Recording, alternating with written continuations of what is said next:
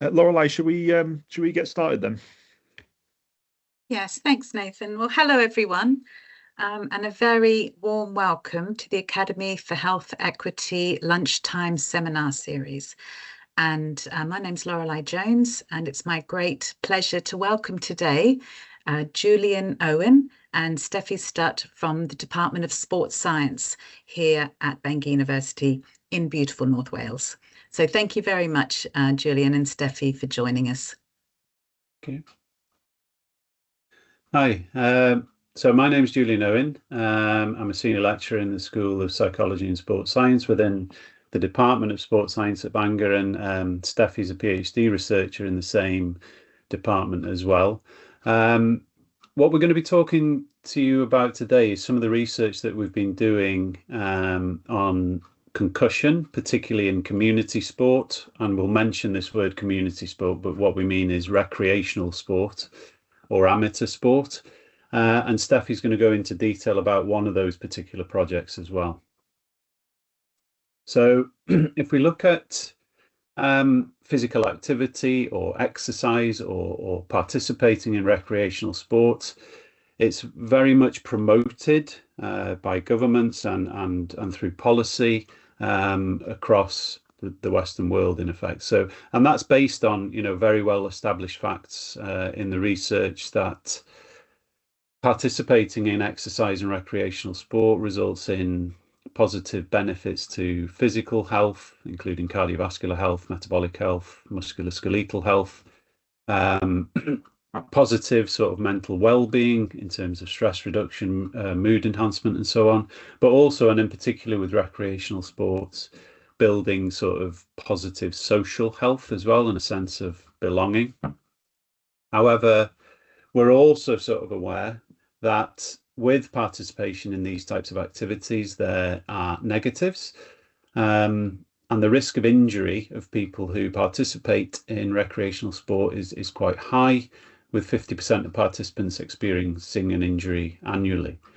And obviously the consequences of this are physical in terms of chronic pain, acute pain, potential long-term disability, and so on, potential surgery, as well as some psychological sort of impacts of injury as well. And obviously with that comes the economic cost, both directly to the healthcare system as well as indirect costs to employers and so on. So this is kind of the context of concussion for this presentation. Now, I did a quick search of the internet before this presentation, and these are some very recent sort of headlines. And I guess those of you who are interested in sports will realise that concussion has become a very, very sort of topical issue. Those of you who are interested in rugby will have possibly heard yesterday that Lewis Moody, an ex-England international, has been recently diagnosed with motor neuron disease, and a couple of other quite famous retired rugby players have died recently of that condition. So this kind of sort of crisis in terms of concussion seems to be quite a topical thing at the moment. And you can see here on the slide, it's across sports like boxing, rugby, American football, and soccer, or football as we know it in this country. So it's a very topical thing. So if we look at what concussion is and what it isn't, and some of the sort of characterization of concussion, it hopefully gives us a better idea. So when we talk about a sport-related concussion, or SRC, it is actually a type of brain injury. Okay, so it's classified as a mild traumatic brain injury, or an MTBI. But nevertheless, it's a brain injury, and there is some kind of acceleration of the head where obviously the brain is banging against the skull inside the head. Okay, so systematic reviews have found that TBIs in general of any severity are associated with 63 to 96% increase in all-cause dementia. Okay, so there's quite a lot of that associative or correlational sort of research out there. One of the things we're worried about when it comes to recreational sport is something called second impact syndrome, which is a really serious condition that occurs when someone sustains a second concussion before they fully recovered from the first concussion. So quite often we can't prevent concussion from happening because of the nature of lots of sports, but we can certainly look at secondary prevention of concussion so that people recover properly before they resume sport and education and so on. There's also some link between sort of subconcussive events, which are classified as sort of the type of event where you don't have or there's insufficient force to produce clinical signs of concussion. However, it's still some kind of subconcussive event. And repeated subconcussions across a sporting career are sort of linked to long-term neurological disorders like dementia and Alzheimer's disease. So hopefully you can kind of see potentially that this in that recreational space, in terms of recreational sport, is potentially a public health concern. And if we go on to the next slide, in terms of the risk of concussion in sport, the risk is highest in contact sports, and unsurprisingly. So things like rugby codes, like rugby union, rugby league, ice hockey, American football, and to some degree football or soccer has the highest risk of concussion due to the contact nature of the sport. If we look at elite male rugby, the incidence of concussion in match play is in the region of 1 concussion for every 2 matches. So if you have 16 teams in a league and they play 120 games a season, you're talking about 60 diagnosed concussions every season for that league. And obviously there are several leagues ongoing across the world, so it's something of a concern in that particular sport. And there are kind of moves towards things like instrumented mouthguards to measure head accelerations and video analysis and medical spotters in the crowd and head injury assessments and so on, that they're trying to combat that at that elite level. There's also some research beginning to suggest that non-contact sports like netball, cycling, cheerleading, equestrian also carry this risk of concussion, but it's just not sort of appearing in the literature at the moment. So, for example, of almost 1,000 cyclists, 30% had a history of concussion. So a third of them had a history of concussion.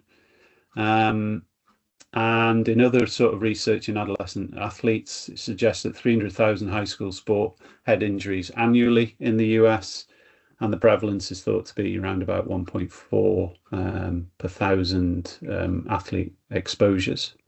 So in sport in general, there is a high risk of concussion and repeated concussions, and even these repeated subconcussive events.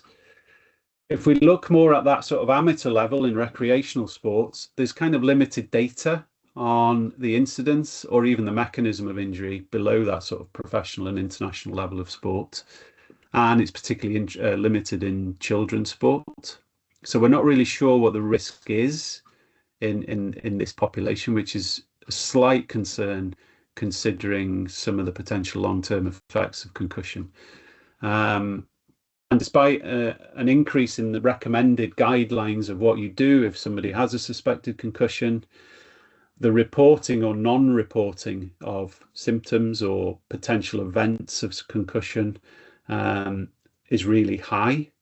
So a key element of preventing concussion, we feel, is reporting your symptoms or reporting that you think you have a concussion.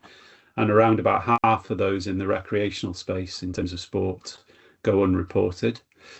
Another issue is there's currently no objective method for diagnosing sport-related concussion unless you have expert medical expertise. So therefore, reporting suspected concussions and typical symptoms is the first step in diagnosis, and currently in recreational sport that's a problem. So we decided to, and this is kind of preliminary data at the moment and it's in preparation, but we decided to look at an audit of Betsy Cadwallader Health University Health Board, so the 3 hospitals in North Wales across a 3-year period in school-aged children between 5 and 17, and we looked at head injury presentations to the emergency department and of those presentations which were admitted or hospitalised due to that injury. And what we found was we had over 3,500 head injury presentations in this population of children, which kind of equated to just over 1,200 ED visits per 100,000 population.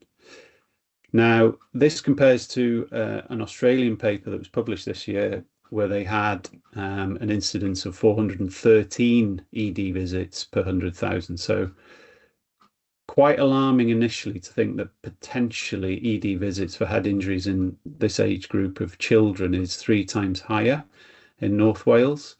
So then we looked at some of the causes of those presentations to ED, and we found that sport, particularly in that kind of 10 to 17-year-old, as you can see in the table here, group, it was over 40% of head injury presentations were due to either organised or unorganised sport participation. So it's clearly high in terms of incidence, and sport seems to be one of the potential causes or mechanisms for this happening. And in fact, in that 10 to 17 age group, it was the most common sort of reason why they were presenting to the emergency department. And you can see here some of the odds ratios of presenting to ED with a potential head injury from these different activities, and how likely they would be to be admitted based on that. We added electric bikes in there because you're 14 times more likely to be hospitalised if you present at ED with a head injury from electric biking. So we think it's a potential problem. So that brings us on to the HeadSense project, and which is sponsored or funded by the Academy for Health Equity, and in conjunction with some sporting organisations. I'm going to skip over that. And the aim of the project is to examine strategies to prevent and manage sport-related concussion in recreational sport. We think that the 3 areas that we need to target specifically in recreational sport are diagnosis, because there isn't an objective way of diagnosing concussion. Reporting, we have to really work on developing something so that people are more likely to report. At the moment, there's only 50% who do report. And then research on that area of returning to sport, returning to education and work following a concussion, so that we can do that safely. So we've done some work on diagnosis, and we've looked at some quite novel devices. This particular device is flashed in the eye for 3 seconds, measures ocular microtremor. So we're continuing to do some work there with the Wales Innovation Network. We've also done some work where we've looked at MRI, and we've tested a group of rugby players before and after the season, and we've looked at the effect of repetitive subconcussive events on these players in terms of their brain chemistry and structural imaging as well. We're also currently looking at an MRI study looking at management and why some people have post-concussive exercise intolerance. So exercise is a great way of managing some of the rehab from concussion, which has become more and more popular. However, some people have post-concussive syndrome where they just can't, or they have an intolerance to exercise. So we're sort of studying some exercise during MRI sort of studies there, which are quite interesting. But our main sort of goal at the moment is to target that reporting of concussion. So I think Steffi's going to talk a little bit more about that. So I will unshare my screen if I can. Somehow. Is that unshared? Yeah. There we go. So yeah, hi. As mentioned, I'm Steffi Studt. I'm a PhD student here at Bangor University, and I'm funded by the Academy of Health Equity. I'm just going to preface, I don't have control of my slides, so you will hear me say next slide, please, a couple of times. Apologise for that in advance. So yeah, as Julian mentioned, our focus is on the reporting of concussion, or promoting the reporting of concussion in community sport. At the moment, my particular focus has been on rugby, but we're hoping that this can be applied across sports at the recreational level. So as mentioned, when it comes to concussion, we look at prevention strategies. Now, for example, in rugby, primary preventions may look like reducing the tackle height, neck strength training, exercise programs such as Activate. So they're programs that players will partake in before training or before games, concussion education, and then protective equipment such as instrumented mouth guards, or in other sports you might have helmets, headgear. And then for secondary prevention, it's ensuring that there's effective concussion recognition, effective concussion management, and that's including graduated return to play, and then also, again, concussion education. Next slide, please. So within the research, it's been a focus to promote education in the hopes it will promote knowledge, and in doing that, players are more likely to report their injuries. So if they've got more knowledge, they're more likely to report injuries. So the target of education at the moment is to increase players' knowledge, concussion signs and symptoms, raise awareness of injury, and improve players' attitudes towards concussions.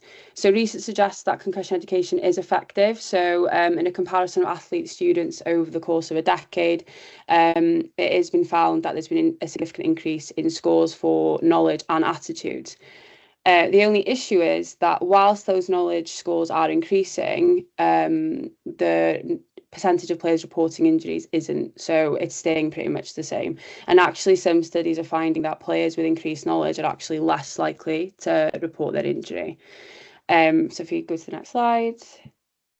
So that brings us to this concussion reporting problem. So we're finding that players, between 30 to 50% of players, are not reporting their injuries, and some might not be reporting until after the event, or just not reporting them at all. So obviously that leads to not properly managing the injury, and then players potentially having long-term health risks or post-concussive symptoms.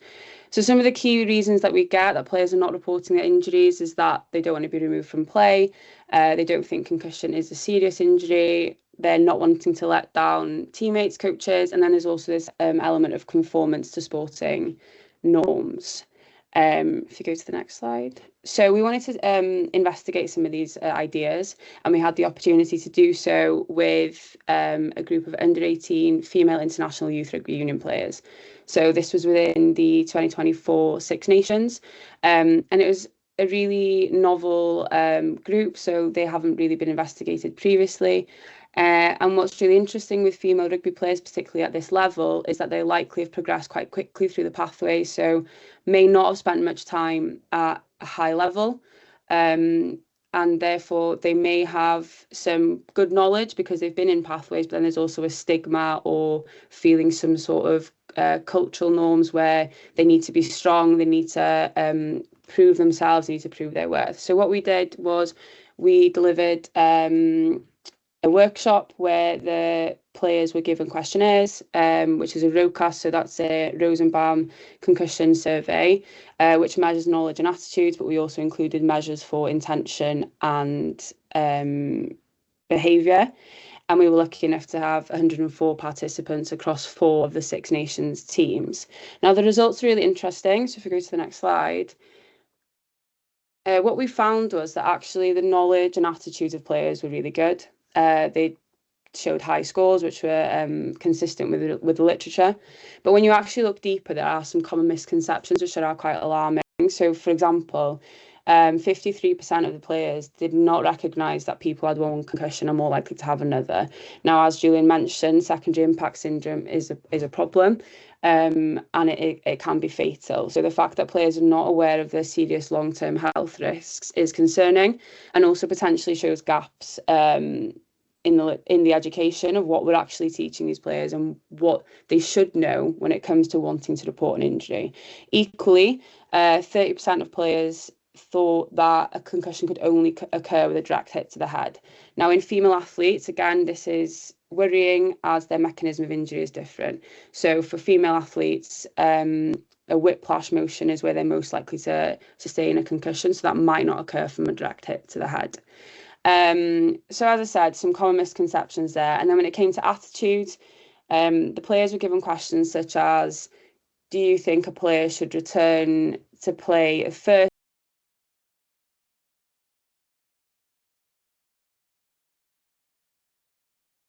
When it came to their own beliefs, they were positive, they demonstrated safe attitudes. When it came to the perceived beliefs of others, so if they were asked, most athletes believe, you saw a shift in that attitude and it became unsafe.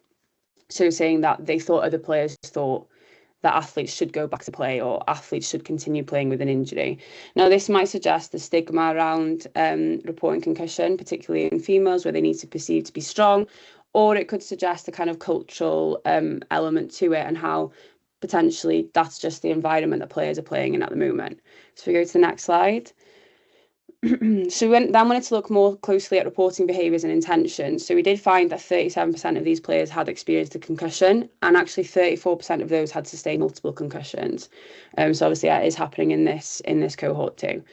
24% of those players did not report their concussion, and 34% of players did not report until after the game. So again, whilst they did report, it wasn't until after, so there was a potential risk there of having another injury whilst the game was going on. And then 24% of players did not follow return to play guidelines, so that could suggest that they went straight back to play, or they didn't follow the graduated return to play, meaning they didn't rehab their injury properly. What was interesting to us was that 74% of players said they did intend to report their injury. However, 49% of players then reported unsafe attitudes when asked if they would continue to play whilst experiencing a headache as a result of a concussion. So the second kind of question was supposed to be worded a bit more like a hypothetical situation and hopefully more closely measure an actual behaviour. So we go to the next slide.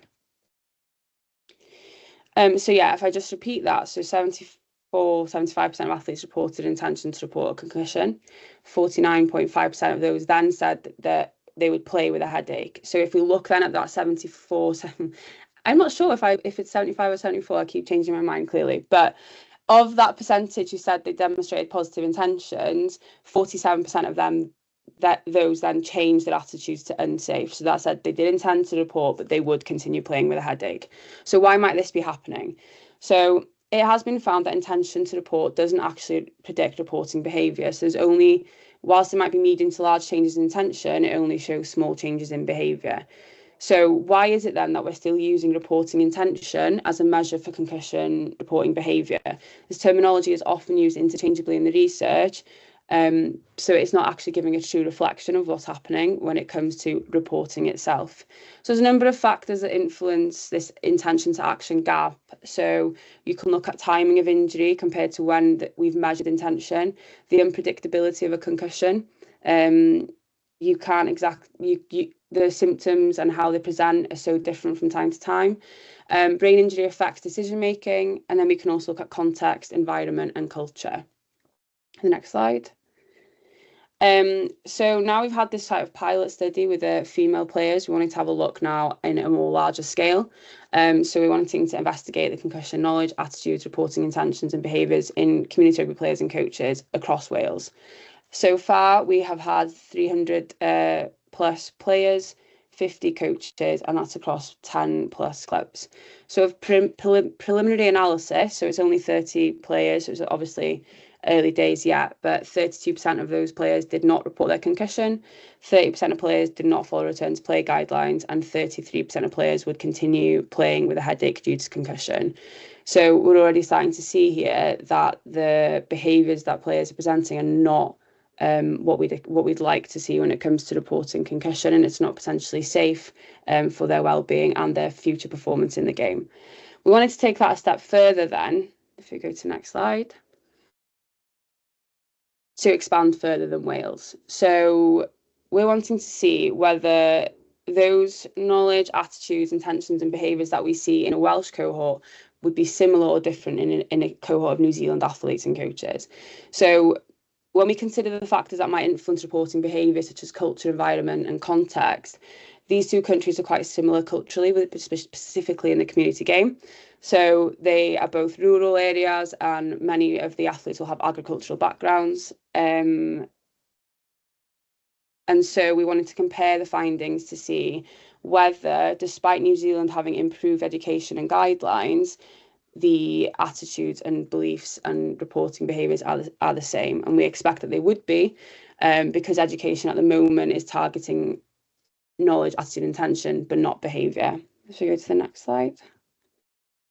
So we kind of did a comparison of New Zealand Rugby Union and Welsh Rugby Union policies and implementation. This is a very busy slide, but in essence, in New Zealand, they've got clear standard management pathways, which go through the unions and through the community, whereas in Wales, it's kind of best practice, which is provided to us by the UK and NHS guidance. So it's not necessarily pushed through the community itself. It's more kind of an overarching guideline. Education-wise, there's multiple channels of education for players, coaches and parents. And again, these are delivered locally through the unions. Whereas in Wales, it's delivered like built-in mandatory to WRU, so you can find them online. And they tend to have kind of regional kind of hub deliveries rather than particularly through the communities themselves.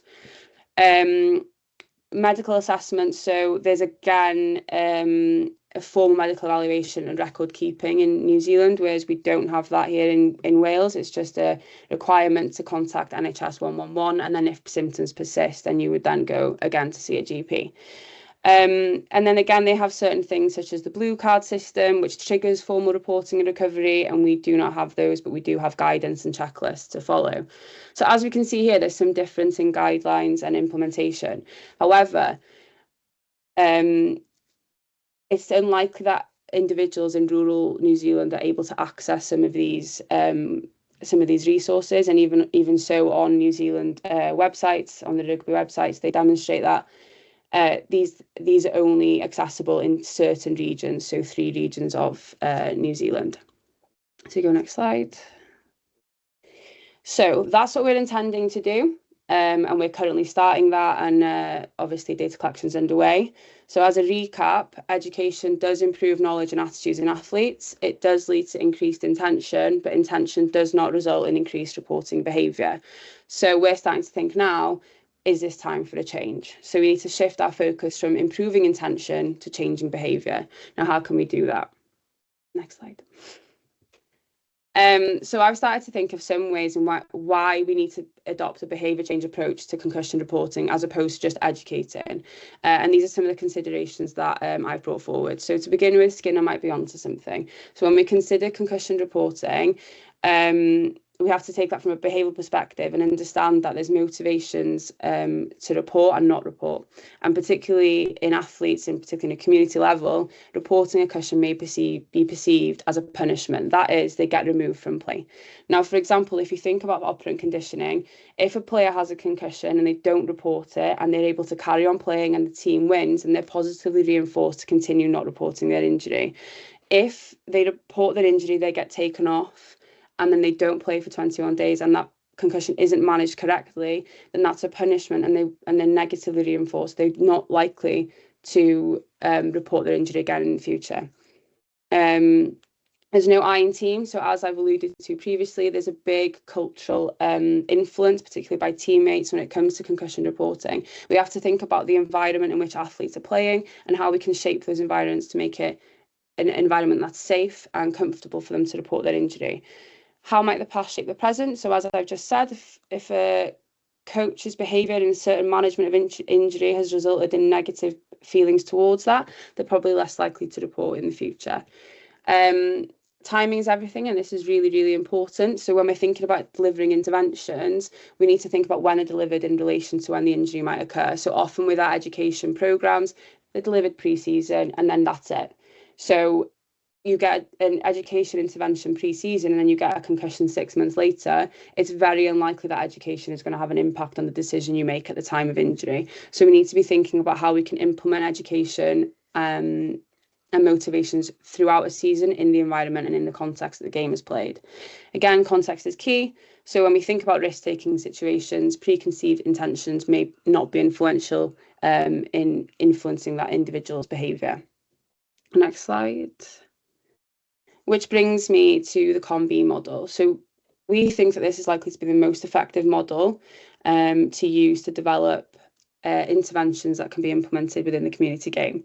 So how does this model work? So essentially it argues that an individual must have capability and opportunity, which then leads to motivation, which will cause a behaviour. So without those 3 factors in place, an individual is not likely to perform a behaviour. So capability can be divided into physical capability and psychological capability. That is, they have the skill, ability, knowledge, and decision-making processes to perform that behaviour. Opportunity is that whether that be environmental context or the social influences that and pressures around them. And then motivation, as I said, so reinforcement, emotions, and then beliefs about their capabilities, consequences, and their identity. So if we are able to promote capability, opportunity, and motivation in individuals, and hopefully we can then promote the behaviour that we intend to see. Next slide, please. We can move on from that because I've just gone through that as well. So that brings us to what we're kind of looking at now within this project is designing an intervention. So if we look at the model here, we've identified our problem, that is that players are not reporting concussions, and potentially coaches are not recognising concussions and removing players. So what we need to do next is conduct a behavioural diagnosis. That is, what changes in capability, motivation and opportunity do we need to be focused on in order to promote reporting? Next slide, please. So our aim, therefore, is to interview coaches and players with those questions that were just outlined to identify which areas of capability, opportunity and motivation we need to focus on in order to aid the development of an improved education and guidelines. Next slide. Once we've done that, the hope is that we will be able to go to the process of selecting an intervention type. So a number of intervention types, including education, training, environmental restructuring, modelling and enablement. Currently, obviously, we don't have the data or the information that we would like to be able to design an intervention, but we do have some ideas from the literature of things that may be able to fit into a toolkit or guidelines that we would like to implement. So as I alluded to, education currently might not be providing the right information for athletes to be making an informed decision. So we need to be ensuring that education is providing knowledge and targeting behaviour change. So rather than just providing passive information, that we're informing people of the consequences of not performing that behaviour, equipping people with relevant background information and informing them how to enact that behaviour. If we look at training, something that's really important, as we've said about managing concussion, is following return to play guidelines.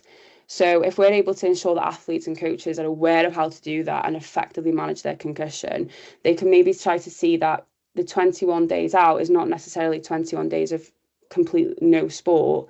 It's actually a rehab program which enables them to slowly build their way back into full contact or playing the game at that 21 days.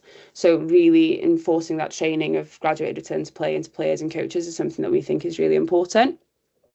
And then there's also some interesting novel ideas that are coming out. So for example, in America, they've performed these safety huddles, which in essence is the two teams at the beginning of the game and the referee and the coaches will come into a huddle.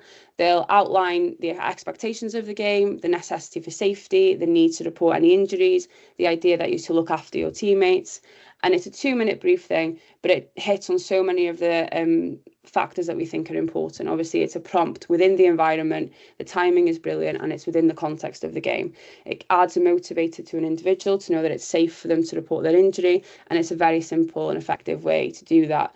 There's still further research needed on those ideas, but we do think that's a really interesting element that we could introduce. And then lastly, encouraging individuals to talk about concussion and their experiences, and that hopefully promote modelling, positive modelling, where you're finding a change in the culture and a change in the team feel around concussion and concussion reporting. This has been started to be done in New Zealand by a physiotherapist, Alan Marshall, and it seems to be effective in changing that narrative around concussion reporting. So that is all from me. I believe Julian has a few more slides to finish the presentation.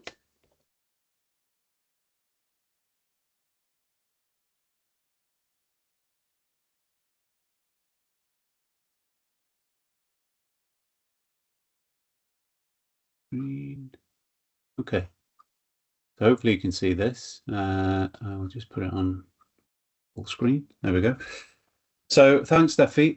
So obviously, as I mentioned before, that reporting or non-reporting of concussion symptoms or potential events that might have caused a concussion is a key element, we think, in that recreational sport setting.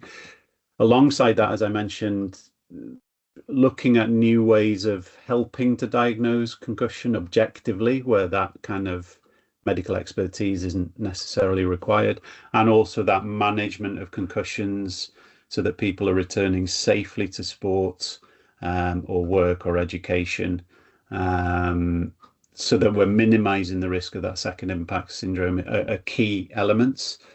And I just want to finish up by sort of saying we've just had some funding from the Welsh Government to establish the kind of an innovation and research network in Wales for brain injury prevention within that recreational sports setting. And this kind of ties in with what Steffi was talking about in terms of the COM-B model and developing sort of multimodal sort of approaches to concussion prevention. So we've set up this Head Start network, and the network has people in research like, so the project's led by ourselves at Bangor, but we have collaborators in Swansea and Arden universities. We have support from Sport Wales and Welsh Rugby Union. We have some staff from Public Health Wales who are on the network. Brain injury charities like the UK Acquired Brain Injury Forum and BrainKind. We're in discussion with the education sector as well, to try and sort of get them on board as well. So what does this network do? So the aim of the network is to provide a platform specifically for stakeholders in recreational sport and innovators and startups, and it gives them a platform to come and talk to us so that we can start to put the jigsaw together on what some kind of multimodal toolkit for concussion prevention might look like. And we can draw in sort of the research that we're doing on concussion management, particularly with the MRI work and some of the work on diagnosis, and obviously the work that Steffi's mentioned, to try and sort of help that process along. So over the next sort of 6 to 12 months, what we're looking at doing is actually a mapping review, but it's a type of scoping review on current concussion prevention strategies. So we're looking at getting a huge list of what is out there in terms of elite sport, recreational sport, if there are gender specific prevention strategies, different types of educational strategies, so that we've got a whole list of the gambit of different types of interventions that we could possibly look at. We've already started to get a kind of an expert group together, people from sport administration, coach education, from neuropsychology, medicine, GPs, and so on. So those experts will look at those list of potential preventative strategies, and they will kind of come to a consensus on which ones have the best evidence base of they might work. Alongside that, we're going to talk to innovators, and we're going to interview and collect some survey data on how they can feed into the system. So how can they help with diagnosis? How can they help with improving reporting and the management of concussion? And then it's kind of a top-down approach. So then we'll go out to the recreational sports stakeholders, so volunteer coaches, parents, referees, safeguarding officers, and so on in recreational sports. And we'll ask them to start developing practical strategies that work in their settings. So obviously instrumented mouthguards are not going to work in recreational sport. They're too expensive, and it's just not feasible.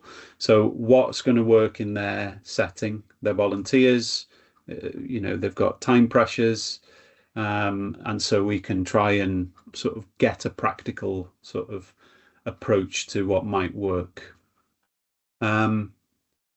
So what we hope to do with that is we hope to look at what do we know already about concussion prevention strategies. What's the evidence base for some of those? So some are going to be better than others. What's possible in terms of what innovation can provide us, and what's practical in terms of that recreational sport setting. So hopefully we will have a list alongside the other research that we're doing of the top priority preventative strategies from an evidence-based perspective and from a practical-based perspective in terms of the recreational sports setting. And then that feeds back into what Steffi was talking about, in terms of developing a multimodal concussion prevention toolkit, we'll follow this COM-B model in terms of co-designing and using COM-B as a grounding for how we put that together. And that's it. Thank you very much.